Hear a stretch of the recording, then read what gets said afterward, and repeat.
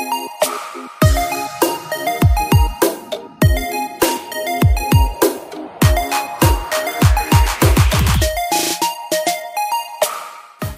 আলাইকুম। চলুন ঘুরে আসি মালদ্বীপ থেকে। মালদ্বীপ কিভাবে যাব, কত টাকা খরচ হবে, কোথায় কোথায় থাকবো, কি কি দেখব, কি কি অ্যাক্টিভিটিস করব, এই সব কিছু মিলে এই ভিডিওটা সাজিয়েছি, যাতে আপনাদের সবার জন্য এটি হয়ে ওঠে খুবই ইজি একটা ট্রিপ।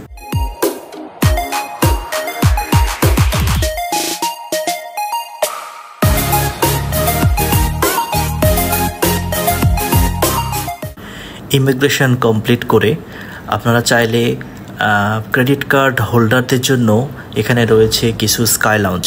এই স্কাই লাউঞ্জে আপনারা আপনাদের সময় স্পেন্ড করতে পারবেন। এখানে খাবার দাবার থাকে, নামাজ পড়ার জন্য স্পেশালি জায়গা থাকে, ফ্রেশ হওয়ার জন্য আপনারা এখানে যেতে পারেন। তবে ক্রেডিট কার্ড থাকা সাপেক্ষে আমাদের ইবিএল এর ক্রেডিট কার্ড ছিল, আমরা ইবিএল স্কাই লঞ্চে গিয়েছিলাম, একটু সময় স্পেন্ড করেছি। এরপর আমাদের বিমানের সময় হয়ে গেছে, তাই আমরা চলে আসছি বিমানের গেটের দিকে। আমরা ধীরে ধীরে বিমানের গেটে যাওয়ার পরে এখানে একটু চেকিং হয়, অন্যরকম চেকিং, মানে আপনাকে সব কিছু খুলে ফেলতে হবে। নট সব কিছু, লাইক বেল্ট খুলে ফেলতে হবে, জুতা খুলতে হবে, আপনার হাতে যদি মোবাইল, ল্যাপটপ বা পাওয়ার ব্যাংক এসব কিছু যদি থাকে, সব কিছু খুলে আলাদা আলাদা ট্রেতে রেখে আপনার এখানে চেকিং হবে। এই চেকিং মূলত একটু কড়া চেকিংই হয় এখানে। এরপরে আপনাকে বিমানে ওঠার জন্য একটি এসি বড় বাসে করে আপনাকে বিমানের কাছে নিয়ে যাওয়া হবে। দেন আপনি বিমানে উঠবেন, উঠে আপনি আপনার সিটটা চুজ করে বসে পড়বেন। এখানে যেসব প্রশ্ন আপনাদেরকে ফেস করতে হতে পারে, এটা আপনাদের আসলে পাসপোর্টের ওয়েট অনুযায়ী এখানে প্রশ্ন করা হয়। এটা আমার যেটা ব্যক্তিগত ধারণা।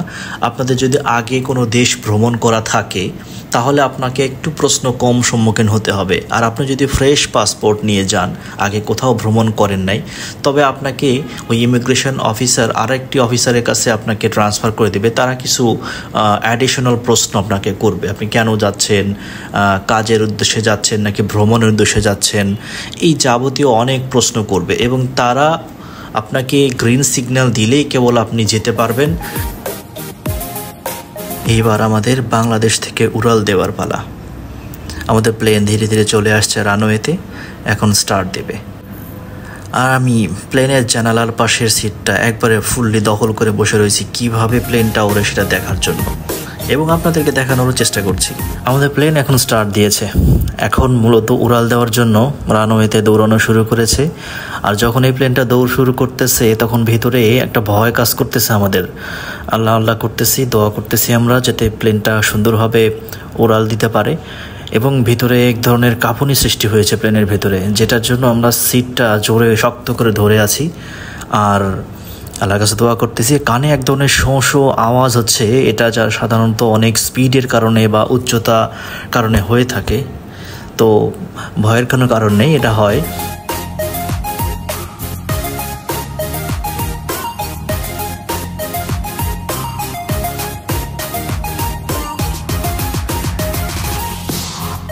এবং ওঠার পরে আমরা দেখতে পাচ্ছি ঢাকা শহরের নিচের অংশ, যেটা আশ্চর্য রকম একটা সৌন্দর্য। এখানে ফ্লাইওভার দেখা যাচ্ছে, এরপরে বড় বড় যে দালান বিল্ডিংগুলো, এগুলো এখন খুবই ছোট ছোট দেখা যাচ্ছে। মাশাআল্লাহ, অনেক সুন্দর লাগতেছে, আমরা খুব এনজয় করতেছি। আলহামদুলিল্লাহ, সেফলি আমরা এখন উড্ডয়ন করেছে প্লেনটা। আল্লাহর কাছে দোয়া করছি যেন সেফলি ল্যান্ড করতে পারি। মালদ্বীপ যাওয়ার জন্য বাংলাদেশি পাসপোর্ট ধারীদের জন্য এটা শুধুমাত্র পাসপোর্ট হলেই হয়। তাছাড়াও কিছু অ্যাডিশনাল ডকুমেন্টস সাথে রাখা ভালো। যেমন আপনি যদি জব হোল্ডার হন তাহলে আপনার অবশ্যই এনওসিটা সাথে রাখবেন। এই এনওসি ছাড়া কিন্তু আপনি যেতে পারবেন না। অথবা আপনি যদি কোনো বিজনেসম্যান হয়ে থাকেন তাহলে আপনার এই বিজনেসের জন্য যে সাপোর্টিং ডকুমেন্টসটা প্রয়োজন, বা স্টুডেন্ট হলে স্টুডেন্টের জন্য যে সাপোর্টিং এনআইডি কার্ড বা পিতামাতার যে নাম্বার, এই সব কিছু প্রয়োজন। তো এইগুলো যেগুলো অন্যান্য দেশে যাওয়ার জন্য ইমিগ্রেশন ফেস করতে যেসব ডকুমেন্টস প্রয়োজন তার সব কিছুই লাগবে। শুধুমাত্র আপনি ভিসা করার জন্য যে একটা বাড়তি হ্যাসেল, এটার প্রয়োজন হবে না। তাই আমি রিকোয়েস্ট করব, অবশ্যই এনওসি, আপনার সাপোর্টিং ডকুমেন্ট, আপনার বিজনেস কার্ড অথবা আপনার অফিসের যে আইডি কার্ড এর ফটোকপি, এই সব কিছুর জন্য আপনার সঙ্গে থাকে। এবং যেটা অবশ্যই প্রয়োজন সেটা হচ্ছে বিমানে যাওয়া এবং আসার যে রিটার্ন টিকিট কেটেছেন তার একটা ফটোকপি প্রয়োজন, এবং হোটেল বুকিংয়ের ফটোকপি। এই সব কিছু আপনার ইমিগ্রেশন অফিসারকে অবশ্যই শো করতে হবে। জেনে থাকা ভালো, যে কোনো ইন্টারন্যাশনাল ফ্লাইটে যাওয়ার 3 ঘন্টা আগে আপনাকে এয়ারপোর্টে প্রবেশ করা উচিত, এবং এটা যথার্থ কারণ রয়েছে। এয়ারপোর্টে আসার পর দেখবেন অনেক ভিড় হয়েছে। আপনি যে দেশে যাবেন সেই দেশের এয়ারলাইন্সের টিকিট বা বোর্ডিং পাস নেওয়ার জন্য লম্বা লাইন থাকে। এই লম্বা লাইনে আমাদের প্রায় 40 মিনিট সময় লেগেছিল।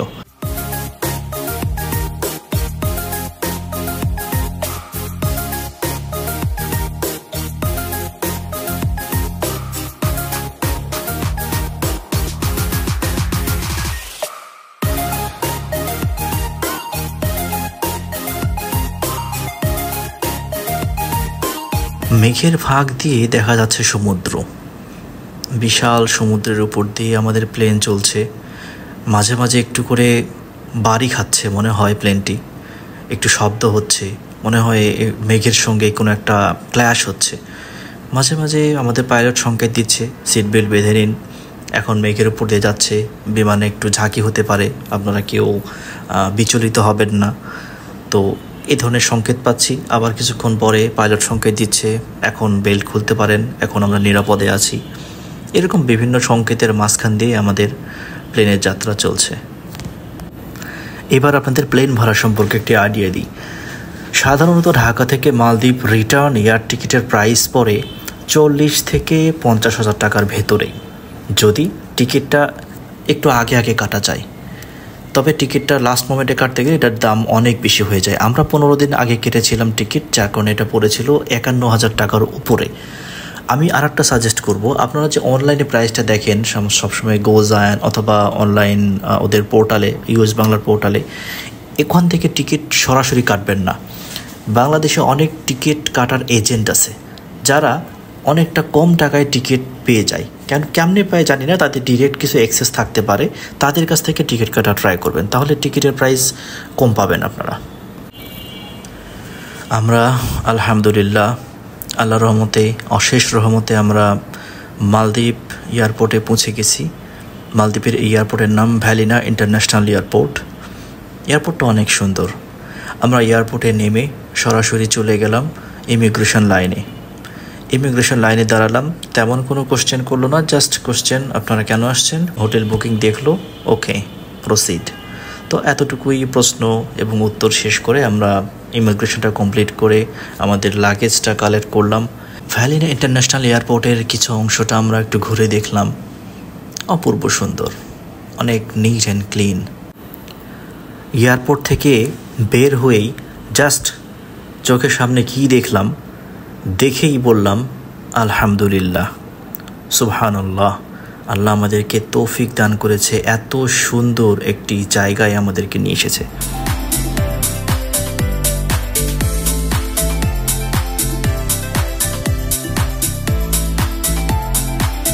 একটু ডান পাশে দেখলাম মালদ্বীপ লেখা একটা সাইনবোর্ড এখানে দেওয়া আছে, যেখানে অনেকেই ছবি তুলছে, আমরাও ছবি তুললাম। তুলে আমরা আবার একটু বাম পাশে আসলাম। এখান থেকে স্পিড বোট রয়েছে, যারা এখান থেকে মাহফুসিতে যেতে চান, মাহফুসি দ্বীপে, সেখানে এই স্পিড বোটে করে যেতে পারেন। পার পারসন $15 থেকে শুরু করে $25, $30 খরচে এখান থেকে ডিরেক্ট স্পিড বোটে মাত্র 30 মিনিট থেকে 40 মিনিটের মধ্যেই পৌঁছে যাওয়া যায়। বাট আমরা একটু কম খরচে যাওয়ার জন্য অন্য পদ্ধতি অবলম্বন করেছি। জানিয়ে রাখি, এই মালদ্বীপে ছোট বড় প্রায় 1200 দ্বীপ রয়েছে। এর মধ্যে কয়েকটি দ্বীপ রয়েছে যেখানে মানুষজন রেগুলার বসবাস করে, ম্যাক্সিমাম দ্বীপগুলোই ফাঁকা। এর মধ্যে রয়েছে পাবলিক আইল্যান্ড, প্রাইভেট আইল্যান্ড। তো আমরা প্রাইভেট আইল্যান্ড ট্যুর করতে পারবো না, কারণ প্রাইভেট আইল্যান্ড ট্যুর করতে অনেক খরচ হয়, প্রায় লাখ টাকা খরচ হয় এক রাত থাকার জন্য। তো আমরা প্রাইভেট আইল্যান্ড ট্যুরটা এই বাজেটে করতে পারবো না জন্য এটা বাদ। আমরা শুধুমাত্র পাবলিক আইল্যান্ড ট্যুর করব। আর পাবলিক আইল্যান্ড ট্যুর করার জন্য বেস্ট হচ্ছে মাহফুসি আইল্যান্ড। এরপর আমরা থাকবো হুলু মালে। আমরা ছিলাম 4 রাত 5 দিন। আর আমরা ট্যুর করেছি একেবারে নিজে নিজে, কোনো গ্রুপ বা ট্যুর এজেন্টের হেল্প ছাড়া। নিজে নিজে টিকিট কেটেছি, নিজে নিজে হোটেল বুকিং করেছি, কোথায় ঘুরবো না ঘুরবো সব কিছু নিজে নিজে।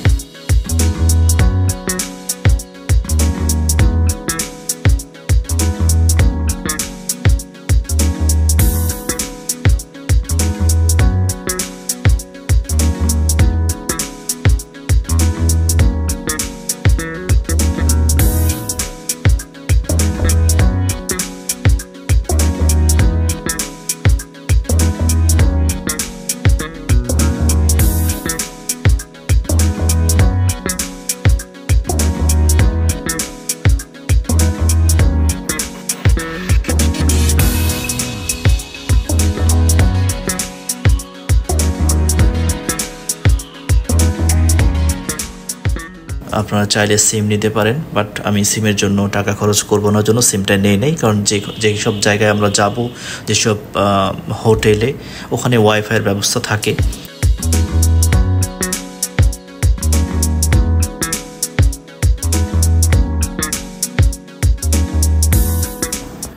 এই এয়ারপোর্ট থেকে পাবলিক ফেরিতে করে মালে ফেরি টার্মিনালে যাওয়া যায় মাত্র 15 রুপিয়া। এটাকে বলতে হবে রুফিয়া, নট রুপি। মালদ্বীপের ভাষায় তাদের কারেন্সি হচ্ছে রুফিয়া। 3টায় একটি পাবলিক ফেরি ছাড়ে, প্রতিদিন এই ফেরিটা যায়। এই ফেরিতে খরচ পড়ে 22 রুপিয়া বা $2 পার পারসন। তো এটা খুবই চিপ একটা অপশন এবং যেতে সময় লাগে 1.5 থেকে 2 ঘন্টা। আমাদের হাতে আরও 2 ঘন্টা সময় রয়েছে। এই সময়ের মধ্যে আমরা একটু মালে সিটিটা ঘুরে দেখছি।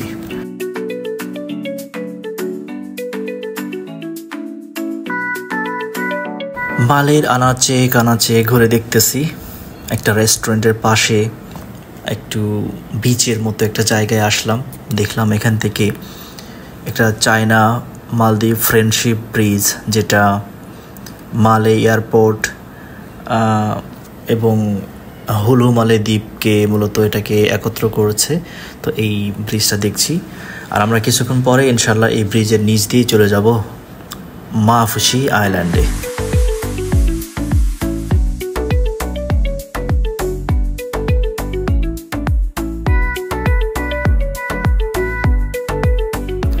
আরেকটি সাজেশন হচ্ছে, এই মালে সিটি থেকে আপনারা কারেন্সি এক্সচেঞ্জ করতে পারেন। এখানে এক্সচেঞ্জ রেটটা অনেক ভালো পাওয়া যায়। লাঞ্চ আমরা বিমান থেকে খাবার জন্য দিয়েছি, এটা আমরা খাই নাই। এই খাবারটা আমরা এখানে মালে সিটির এখানে একটা পার্ক আছে, এই পার্কে বসে বসে আমরা খাচ্ছি এবং এখানে একটা কবুতর পার্ক আছে, অনেক কবুতরের সমাগম। আমরা এই কবুতর দেখছি এবং আমরা এখানে আমাদের লাঞ্চ আজকের করে নিচ্ছি।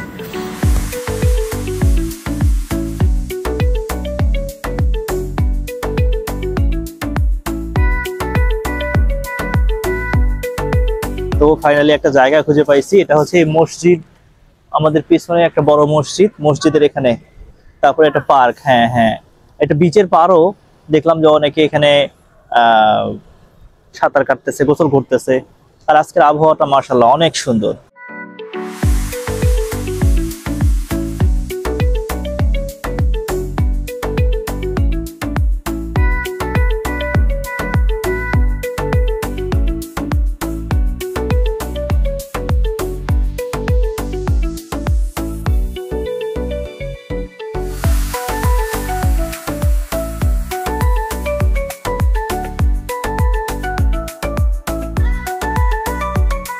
জেনে রাখা ভালো যে মাফুসি আইল্যান্ডে যাওয়ার সময় আমাদের ফেরিটা অন্য একটা আইল্যান্ডে স্টপ দেবে, যেই আইল্যান্ডের নাম হচ্ছে গুলহি আইল্যান্ড। এই আইল্যান্ডটাও কিন্তু একটা পাবলিক আইল্যান্ড, তবে এই আইল্যান্ডটা তুলনামূলকভাবে অনেক ছোট এবং এখানে অনেক ফরেনার, লাইক ইউরোপিয়ান ফরেনারগুলো বেশি থাকে এবং এটা একটু কাইন্ডস অফ একটু বিদেশিরাই বেশি পছন্দ করে এইটাকে। খুবই নিরিবিলি সময় স্পেন্ড করার জন্য এই আইল্যান্ডটা একটা উপযুক্ত আইল্যান্ড।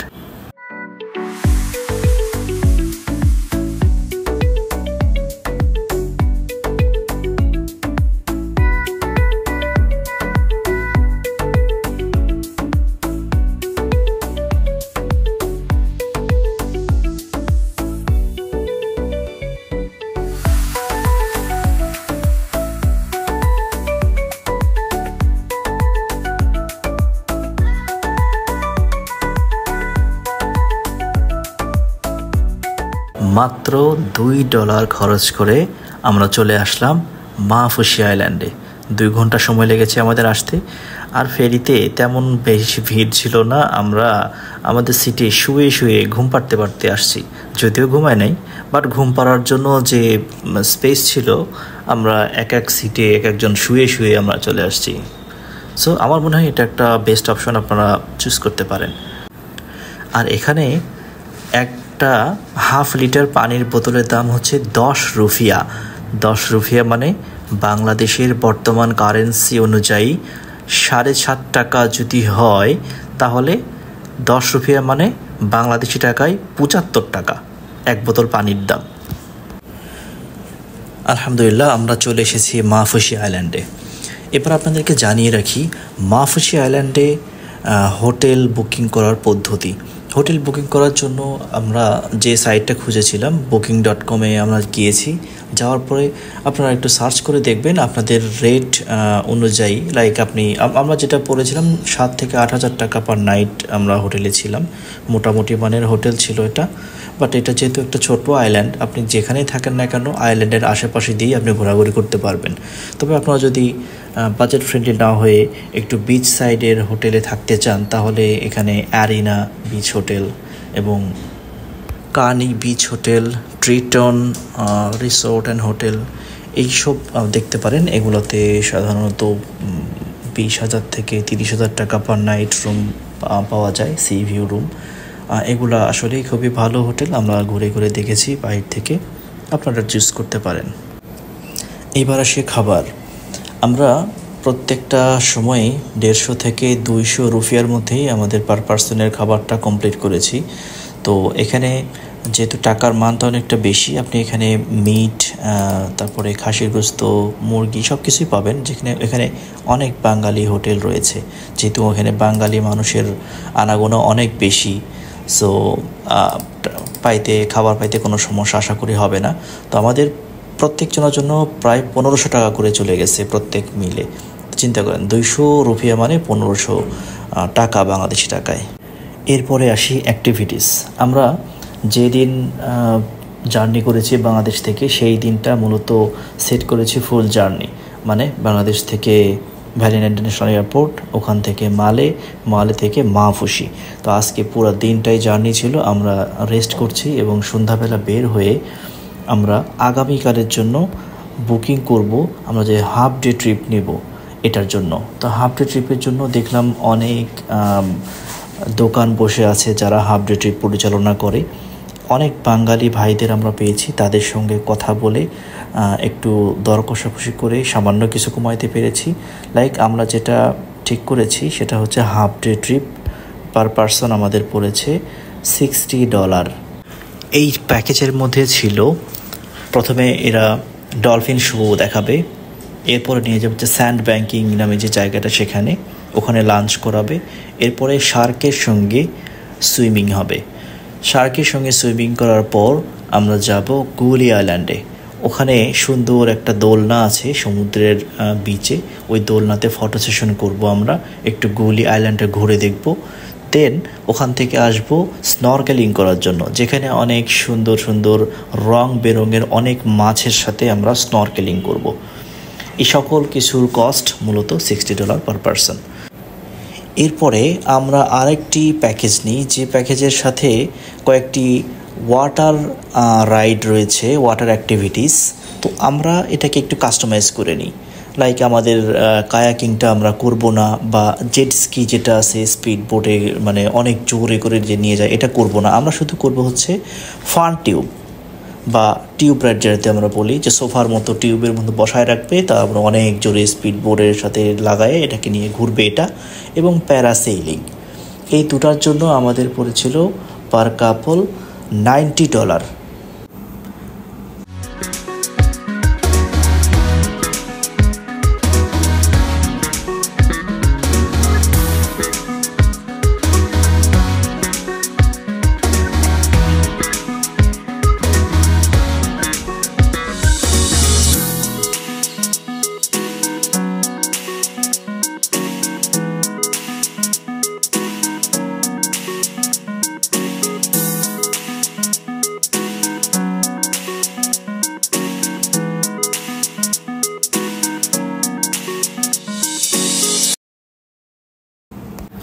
এটি আমার একটি সম্পূর্ণ ব্যক্তিগত মতামত যে কীভাবে মালদ্বীপ ট্যুর করলে মিডিয়াম থেকে লো রেঞ্জের যারা বাজেট ট্রাভেলার তাদের জন্য ভালোভাবে এনজয় করা যাবে। তার জন্য আমি মনে করি 5 রাত থাকাটা ভালো। এতে আমি প্রেফার করি 2 রাত অথবা 3 রাত মাহফুশি আইল্যান্ডে কাটান। এরপরে আপনি চলে আসেন হুলু মালেতে 1 রাতের জন্য। মালে সিটিতে আপনারা চাইলে 1 রাতের জন্য থাকতে পারবেন। প্রথম দিনটা শুধু জার্নির জন্য অ্যালোকেট করে রাখেন। যেদিন সকালে রওনা দিবেন 4 ঘন্টা পরে ভালিনাতে পৌঁছার পরে সেখান থেকে ফেরিতে করে চলে যান মাহফুশি আইল্যান্ডে। দেখবেন পুরোটা দিন ভ্রমণের মধ্যে যে মাহফুশিতে আপনার রেস্ট নিয়ে পরের দিন থেকে স্টার্ট করতে পারবেন বিভিন্ন রকম অ্যাক্টিভিটিস ঘোরাফেরা।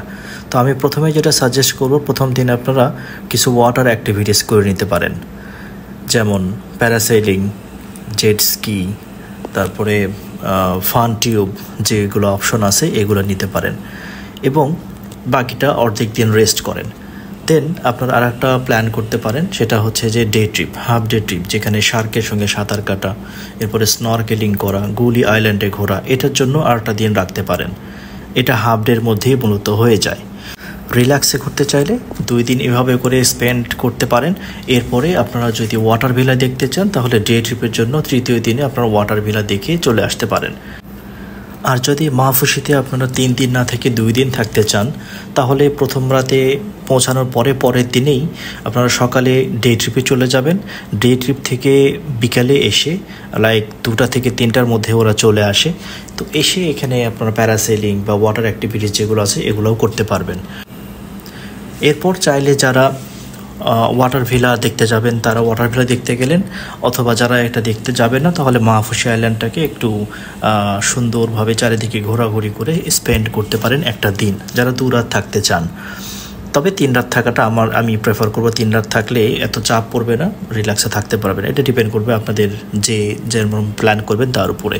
এবং মনে রাখবেন মাহফুশি থেকে যে পাবলিক ফেরিটা ছাড়ে মালে ফেরি টার্মিনালে আসার জন্য, সেটা কিন্তু সকাল 7টায় ছাড়ে মাহফুশি আইল্যান্ড থেকে, 7টা অথবা 7:30। তো এটা ইজিলি আপনারা ওখান থেকে আসতে পারবেন। এসে ওই দিনটা হুলু মালে অথবা মালে সিটিতে আপনারা কেটে দিতে পারেন। এবং এরপরে যে প্ল্যানটা করবেন হুলু মালেতে থাকতে গেলে, হুলু মালেটাও অনেক সুন্দর একটা সিটি। হুলু মালের ভিতরে সুন্দর একটা সেন্ট্রাল পার্ক আছে এবং হুলু মালে ফেজ 1 এবং ফেজ 2 আছে। আপনারা চাইলে আমার চ্যানেলেরই details video day to day video দেওয়া আছে, আপনারা চাইলে দেখে নিতে পারেন কিভাবে কোথায় ভ্রমণ করবেন।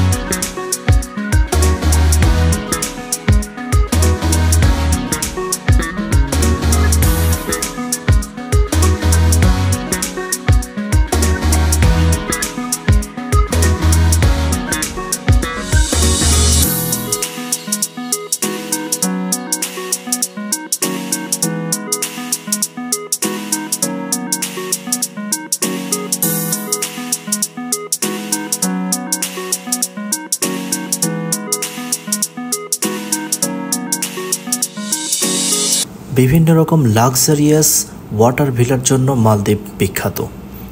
তবে আমরা যারা মিডিয়াম থেকে লো রেঞ্জের ট্রাভেলার তাদের জন্য আসলে সেখানে থাকাটা অনেক এক্সপেন্সিভ। এক রাতে থাকার জন্য $700-800 বা আমাদের বাংলাদেশি টাকায় 1 লাখ টাকা থেকে উপরে টাকা প্রয়োজন পড়ে, যেটা অনেকের জন্যই সম্ভব হয় না। তবে আমাদের জন্য একটা অপশন রয়েছে, সেটা হচ্ছে ডে ট্রিপ। তো মাহফুশি আইল্যান্ড থেকে বিভিন্ন ডে ট্রিপ প্যাকেজ পেয়ে যাবেন, যেখানে পার পারসন $125, মানে প্রায় 15 থেকে 16,000 টাকার মাধ্যমে আপনি সেই রকম একটা ওয়াটার ভিলাতে ডে ট্রিপ করতে পারেন। সেখানে লাঞ্চ ইনক্লুডেড থাকে। তো এটা একটা গুড অপশন আমি বলতে পারি। এরপরে জানিয়ে দিই লোকাল ট্রান্সফার কিভাবে করবেন। প্লেন থেকে নামার পরে মাত্র 15 রুপি খরচ করে ভ্যালিনা ইন্টারন্যাশনাল এয়ারপোর্ট থেকে মালে ফেরি টার্মিনালে যেতে পারবেন। মালে থেকে মাহফুশি যাওয়ার জন্য আগেই বলেছি মাত্র $2 খরচ করে পার পারসন যেতে পারবেন এবং আসতে পারবেন।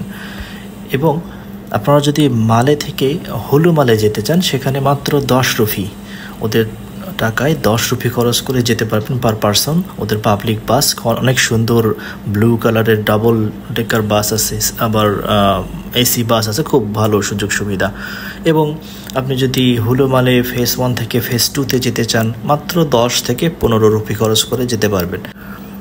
আমি এই ট্যুরে কোথাও কোনো প্রাইভেট ট্রান্সপোর্ট ইউজ করিনি, সকল ট্রান্সপোর্ট করেছি আমি পাবলিকে।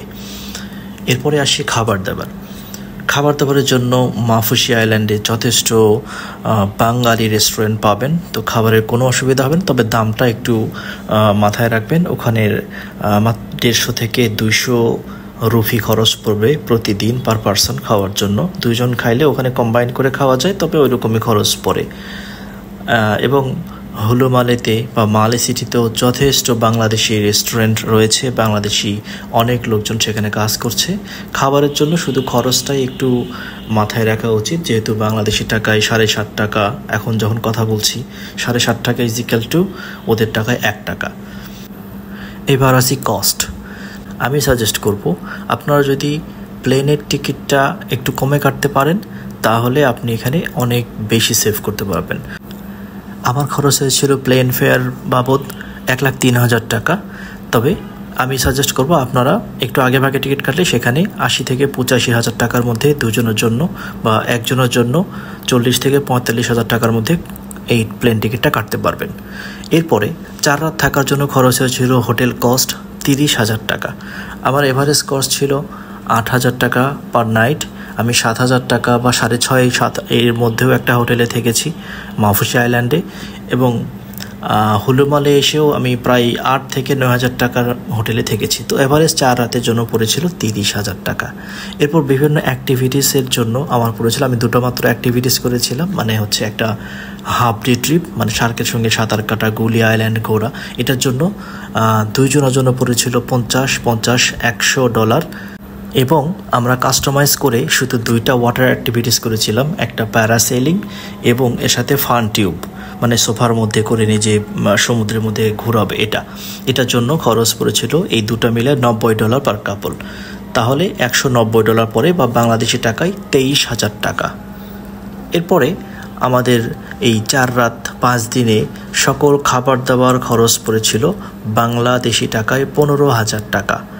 এবং আমি যে লোকাল ট্রান্সপোর্টেশন ইউজ করেছিলাম, যে ওদের পাবলিক ট্রান্সপোর্ট, এই সকল ঘোরাঘুরি এখানে সেখানে যাওয়ার জন্য খরচ পড়েছিল। এবং মাহফুশি থেকে মালে যাওয়া এবং আসার জন্য খরচ সব ধরে লোকাল ট্রান্সপোর্ট খরচ পড়েছে 2,000 টাকা বাংলাদেশি টাকায়। তাহলে আমরা যদি সামারি করি, তাহলে আসে প্লেনের ভাড়া 1,03,000 টাকা, হোটেলে থাকা খরচ 30,000 টাকা, বিভিন্ন লোকাল অ্যাক্টিভিটিস এবং ডে ট্রিপের জন্য 23,000 টাকা, ফুড কস্ট 15,000 টাকা, এবং এই লোকাল ট্রান্সপোর্ট ঘোরাঘুরির জন্য 2,000 টাকা। এক্সট্রা হাতে ধরে নিই আরও 3,000 টাকা। এতে সব যোগ করে আমার খরচ হয়েছে 1,76,000 টাকা। তবে আপনারা চাইলে এখানে বিমান ফেয়ারের জন্য আমার যে 1,03,000 টাকা পড়েছে, আপনারা কিন্তু চাইলে এখানে 80 থেকে 85,000 টাকায় প্লেন ফেয়ার পেতে পারেন। সেক্ষেত্রে আমার 1,03,000 থেকে 85,000 টাকা বাদ দিলে আরও 17,000 টাকা আপনারা চাইলে সেভ করতে পারেন। তাহলে আপনাদের খরচ পড়বে 2 জনের জন্য 1,59,000 টাকা। 4 রাত 5 দিন মালদ্বীপ ট্রিপ করার জন্য কিছু তথ্য জানিয়ে রাখি যেগুলো আপনার কাজে লাগতে পারে। যেমন ওদের যখন হোটেল বুক করবেন তখন হোটেলের সাথেই দেখবেন কিছু এক্সট্রা কস্ট থাকে, গ্রিন ট্যাক্স, সার্ভিস চার্জ, এটা সেটা, এই সব কিছু খেয়াল করে দেন হোটেল প্রাইসটা বুক করবেন। এটা 1 নম্বর আমার টিপস। 2 নম্বর টিপস, আপনি যেখানে ওয়াটার বিটি অ্যাক্টিভিটিস করতে চান না কেন সেখানে অবশ্যই আপনার দর কষাকষি করে নেবেন। 3য় টিপস, আপনারা ক্যাশ ডলার নিয়ে যাবেন সেখানে। অবশ্যই খুচরা ক্যাশ ডলার অ্যাভয়েড করবেন, মানে এই $10, $5 এগুলো অ্যাভয়েড করে চেষ্টা করবেন $50 নোট, $100 নোট সাথে রাখার জন্য। এবং মানি এক্সচেঞ্জ করবেন অবশ্যই মালে সিটি থেকে। মালে সিটিতে আপনি ভালো রেট পাবেন। আর অবশ্যই ডলার সাথে রাখবেন সবসময়, কারণ ওদের দেশে সব জায়গাতেই মোটামুটি ডলার চলে, রুফিয়া চলে, ডলার চলে না এমন জায়গাটা খুবই কম পাবেন। তাহলে ডলার সাথে রাখাটাই বেস্ট। তারপরেও অল্প কিছু সংখ্যক রুফিয়া ডলার থেকে ক্যাশ করে নেবেন। মনে রাখবেন যে রুফিয়া আপনি খরচ করার পর বেঁচে যাবে সে রুফিয়া বাংলাদেশে এসে আপনাকে সেল করা আপনার জন্য অনেক কঠিন হয়ে যাবে। আর একটা টিপস, ওদের দেশে সবসময় চেষ্টা করবেন যে পরিষ্কার পরিচ্ছন্ন থাকার। যেখানে সেখানে এই ময়লা বা পানির যে বোতল এখানে ওটা ফেলবেন না। ওরা কিন্তু এই বিষয়গুলোতে যথেষ্ট সতর্ক থাকে। এবার জানিয়ে রাখি কিছু ইম্পর্ট্যান্ট জিনিসপত্র যেটা আপনার সাথে রাখা জরুরি। একটা কাভার নেবেন যেটা ওয়াটারপ্রুফ কাভার, মোবাইলটাকে সেভ করার জন্য। এবং একটা ছোট ব্যাগ নেবেন যে ব্যাগে আপনি সবসময় পাসপোর্ট রেখে দিবেন এবং চাইলে পাসপোর্টটাকে এমনভাবে রাখবেন যাতে পানি ঢুকতে না পারে। 2য় টিপস হচ্ছে ওই দেশটিতে গরমের উত্তাপ রয়েছে, তাই সানগ্লাস এবং বড় রকমের যে হ্যাট যেগুলো আপনাকে রক্ষা করবে সূর্য থেকে, সূর্যের রশ্মি থেকে, এগুলো হ্যাট নেবেন। অবশ্যই সাথে গামছা রাখবেন সাথে, কারণ আপনি বিভিন্ন রকম ওয়াটার অ্যাক্টিভিটিস করার জন্য আপনাকে বাইরে যেতে হবে। গরম পোশাক নেওয়ার প্রয়োজন নেই, চেষ্টা করবেন হালকা বা গরমের সময় যেরকম পাতলা পোশাক পরতে হয় সেসব পোশাক নেবেন সাথে করে। খুব বেশি ক্যারি করার দরকার নেই। সাথে করে একটা ব্যাগ রাখবেন যেটা আমরা পিঠে বহন করি, এরকম ব্যাগ অবশ্যই যেন থাকে লাগেজের পাশাপাশি, যাতে আপনি যখন ডে ট্রিপ করতে যাবেন ওগুলো সাথে করে নিয়ে চলে যাবেন। আর অবশ্যই চেষ্টা করবেন যে এক জোড়া নর্মাল যে স্পঞ্জের যে চটি স্যান্ডেল আমরা বলি এগুলো সাথে রাখার জন্য। এবং স্কিনকে সূর্যরশ্মি থেকে প্রোটেক্ট করার জন্য সানস্ক্রিন ব্যবহার করা অবশ্যই ওখানে উচিত। না হলে ওদের রোদের তাপটা কিন্তু প্রখর তাপ, মানে মিষ্টি মিষ্টি রোদ, কিন্তু তাপটা যখন আসে তখন মনে হয় অনেক প্রখর। তো এগুলো মাথায় রাখবেন, রেখে জিনিসপত্র সাথে করে নিয়ে নেবেন। আশা করি আমার ভ্রমণ কাহিনী এবং আমার দেওয়া তথ্যগুলো আপনাকে সাহায্য করবে এবং আপনি আপনার ট্রিপটাকে আনন্দের সঙ্গে করতে পারবেন। এই শুভকামনায় আজকের মতো এখানে শেষ করছি। আল্লাহ হাফেজ।